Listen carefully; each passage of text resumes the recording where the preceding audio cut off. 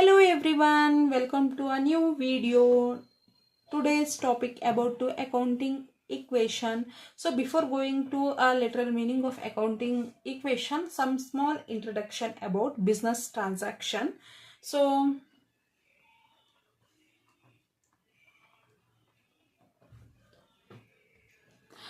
business transaction andre ನಿಮಗೆ already ಗೊತ್ತಿದೆ. business transaction ಅನ್ನೋದು transaction which is measured in terms of monetary terms.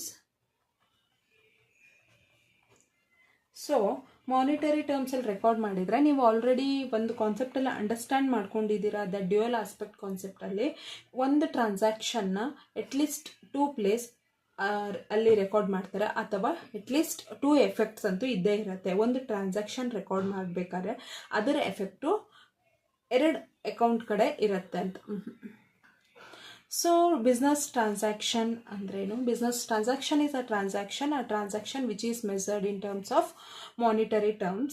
So ಒಂದು ಟ್ರಾನ್ಸಾಕ್ಷನ್ಗೆ 2 effects ಇರುತ್ತೆ ಅಂತ ನಿಮ್ಗೆ ಗೊತ್ತು. ಫಾರ್ ಎಕ್ಸಾಂಪಲ್, ಒಂದು ಮಷಿನರಿನ ಪರ್ಚೇಸ್ ಮಾಡಿದರೆ, ಮಷಿನರಿ ಪರ್ಚೇಸ್ ಮಾಡಿದರೆ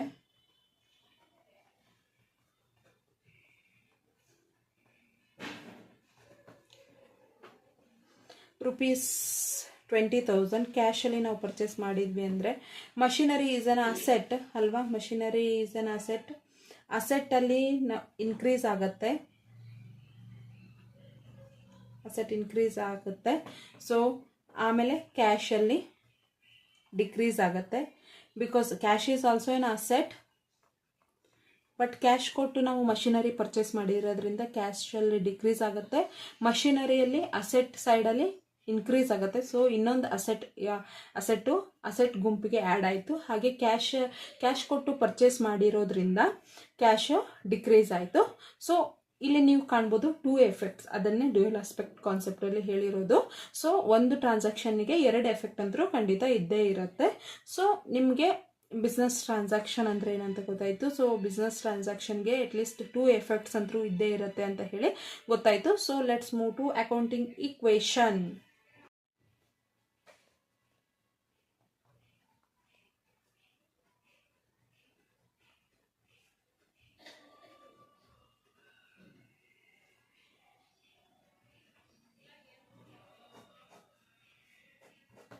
ಸೊ ನಮ್ಮ ಟಾಪಿಕ್ ಬಂದ್ಬಿಟ್ಟು ಅಕೌಂಟಿಂಗ್ ಈಕ್ವೇಷನ್. ಹಾಗಿದ್ರೆ ಅಕೌಂಟಿಂಗ್ ಈಕ್ವೇಷನ್ ಅಂದರೆ okay, meaning of accounting equation is it is a relation between asset liabilities and capital. Accounting equation ಬಂದ್ಬಿಟ್ಟು ಯಾವುದ್ರ ಮೇಲೆ ಅಂದರೆ ಅಸೆಟ್ಟು, ಲಯಬಿಲಿಟೀಸು ಮತ್ತು ಕ್ಯಾಪಿಟಲ್ ಮೇಲೆ. ನಾವು as you know already what is assets ಅಂತಂದ್ರೆ ಏನು, ಲಯಬಿಲಿಟಿ ಅಂದ್ರೇನು, ಕ್ಯಾಪಿಟಲ್ ಅಂದರೆ ಗೊತ್ತಾಯಿತು. ಅಸೆಟ್ ಅಂದರೆ ಬಿಸ್ನೆಸ್ ಓನ್ಸ್, ಅಂದರೆ ಬಿಸ್ನೆಸ್ ಏನೇನಾಗಿ ತನಗೆ ಸ್ವಂತವಾಗಿ ಹೊಂದಿರೋದಂದರೆ ಕ್ಯಾಶು, ಫರ್ನಿಚರು, ಬಿಲ್ಡಿಂಗು, ಇದು ಅಸೆಟ್ಗೆ ಎಕ್ಸಾಂಪಲ್ ಬಂತು. ಲಯಬಿಲಿಟೀಸ್ ಅಂದರೆ ಬಿಸ್ನೆಸ್ಸು ಸಾಲ್ವ್ ಆಗಿ ಕೊಡಬೇಕಾಗಿರೋದನ್ನ ಲಯಬಿಲಿಟೀಸ್ ಅಂತ ಕರೀತಾರೆ. Example loan, borrowings. ಕ್ಯಾಪಿಟಲ್ ಅಂದರೆ ಓನರು ಬಿಸ್ನೆಸ್ಗೆ ಇನ್ವೆಸ್ಟ್ ಮಾಡಿರೋದನ್ನು ಕ್ಯಾಪಿಟಲ್ ಅಂತ ಹೇಳಿ ಕರೀತಾರೆ.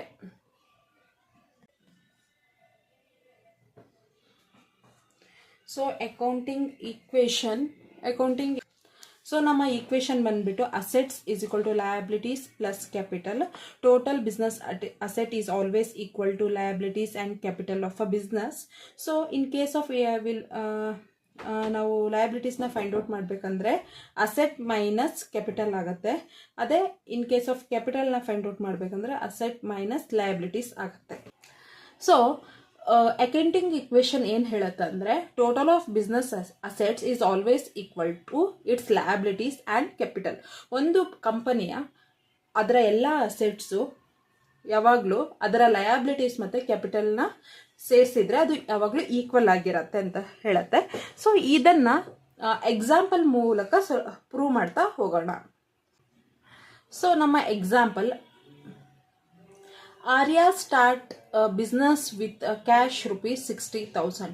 ಸೊ ಆರ್ಯ ಅನ್ನೋ ವ್ಯಕ್ತಿ ಒಂದು ಬಿಸ್ನೆಸ್ನ ₹60,000 ಕ್ಯಾಶಲ್ಲಿ ಸ್ಟಾರ್ಟ್ ಮಾಡ್ತಾನೆ. ಸೊ ಒಂದು ಟ್ರಾನ್ಸಾಕ್ಷನ್ಗೆ 2 ಎಫೆಕ್ಟ್ಸ್ ಅಂತ ಇರುತ್ತೆ. ಸೊ ನಾವು ಅದನ್ನು ನೋಡ್ತಾ ಹೋಗೋಣ. ಫಸ್ಟು ಕ್ಯಾಶು ಎಷ್ಟು ಬಂತು ಬಿಸ್ನೆಸ್ಗೆ? 60,000.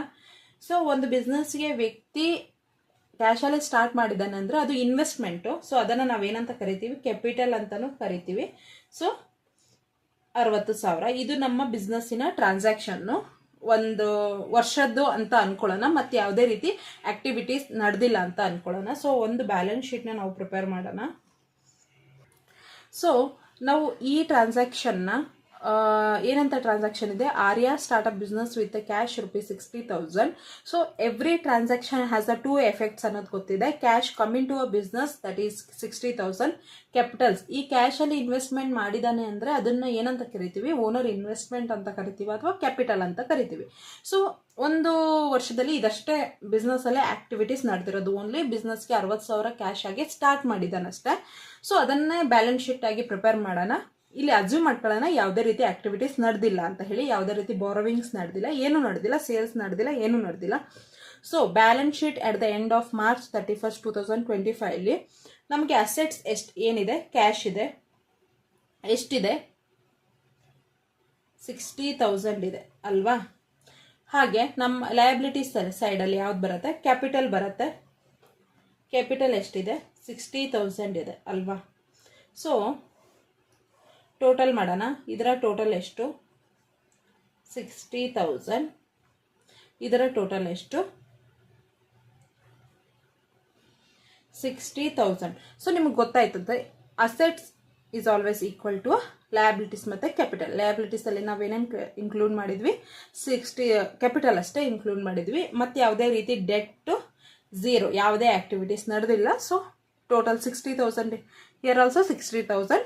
Asset is equal to liabilities plus capital. Asset is always equal to liabilities plus capital. So ನಮ್ಮ ಇನ್ನೊಂದು ಎಕ್ಸಾಂಪಲ್ ಬಂದು, Manya started a business with ₹1 lakh and ಅದೇ ರೀತಿ ಆ ಇಯರಲ್ಲಿ ಅವಳು ಬಾಟ್ ಆಫ್ ಫರ್ನಿಚರ್ ₹20,000. ಸೊ ನಮ್ಮ ಬ್ಯಾಲೆನ್ಸ್ ಶೀಟ್ ರೆಡಿ ಆಯಿತು, ಲಯಬಿಲಿಟೀಸ್ ಮತ್ತು ಅಸೆಟ್. ಸೊ ಇಲ್ಲಿ balance sheet at the end of March 2025 ಅಂತಲೇ ಬರೆಯೋಣ. So liability side capital ಬರೆದ್ವಿ.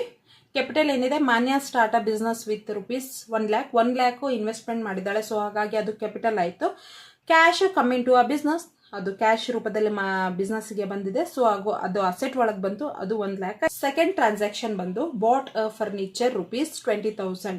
So ಫರ್ನಿಚರ್ನ ಕ್ಯಾಶಲ್ಲಿ purchase ಮಾಡಿದ್ದಾರೆ. ಸೊ ಹಾಗಾಗಿ ಕ್ಯಾಶಲ್ಲಿ ಪರ್ಚೇಸ್ ಮಾಡಿದ್ದಾರೆ ಅಂದರೆ ಕ್ಯಾಶಲ್ಲಿ ಲೆಸ್ ಆಯಿತು. ಎಷ್ಟು ರೂಪಾಯಿ, 20,000. ಸೊ ಟೋಟಲ್ 1 lakhಲ್ಲಿ 20,000 ಲೆಸ್ ಮಾಡಿದರೆ 80,000. ಸೊ ಕ್ಯಾಶ್ ಹೋಯಿತು, ಫರ್ನಿಚರ್ನ ಪರ್ಚೇಸ್ ಮಾಡಿದ್ವಿ. ಹಾಗಾಗಿ ಫರ್ನಿಚರು ಅಸೆಟ್ಗೆ ಆ್ಯಡ್ ಆಯಿತು. ಸೊ ಫರ್ನಿಚರ್ ಎಷ್ಟು ದುಡ್ಡಿಂದು, 20,000 ರೂಪಾಯಿದು. ಸೊ ಏನು ಅಂತ, ಕ್ಯಾಪಿಟಲ್ ಟೋಟಲ್ ಬಂದು 1 lakh ಆಯಿತು. ಸೊ ಇಲ್ಲಿ 80,000 plus 20,000, 1 lakh. So what it proves that accounting equation that total asset of a business is always equal to liabilities plus capital. Thank you everyone for watching this video. Please do subscribe to my channel and share it. Please like this video if you really like it. Thank you everyone.